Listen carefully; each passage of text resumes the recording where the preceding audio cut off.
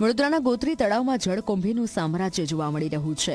ગોત્રી તળાવના બ્યુટિફિકેશન પાછળ 2019માં કરોડોનો ખર્ચ કરાયો હતો, પરંતુ આજે આ તળાવ બહત્તર હાલતમાં છે. તળાવ ફરતે લગાવેલા પેવર બ્લોક ઉખડી ગયા છે. તળાવમાં ચારે તરફ જળકુંભી જોવા મળે છે. અસહ્ય દુર્ગંધ અને મચ્છરના કારણે આસપાસ ચાલવું પણ મુશ્કેલ બની ગયું છે.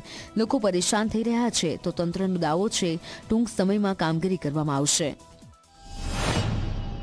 કરોડો રૂપિયાનું બજેટ પાસ કરે છે, પણ આ જે કરોડો રૂપિયાનું બજેટ પાસ કર્યા પછી આ કયા ભ્રષ્ટાચારી મગરો ખાઈ જાય છે એ પ્રશ્ન ચિહ્ન લાગેલો છે. કારણ કે અમે અગાઉ બી રજૂઆત કરી તો આ લોકોના પેટનું પાણી નહીં હલતું. આ એવું લાગી રહ્યું છે કે અધિકારીને કોર્પોરેટરને ધારાસભ્યની મિલીભગત થઈ હોય એવું લાગે છે.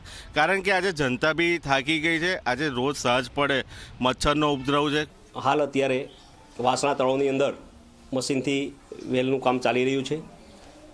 અધિકારીઓ જોડે મારે 2 દિવસ પહેલાં જ વાત થઈ હતી ગોત્રી તળાવ બાબતમાં. તો એવું કીધું હતું કે સાહેબ અમે સોમ કે મંગળવારે વાસણા તળાવનું જે કામ ચાલુ છે એ પૂરું થાય એટલે તુરંત સોમ કે મંગળવારે ગોત્રી સફાઈનું કામ લેવાતા છીએ.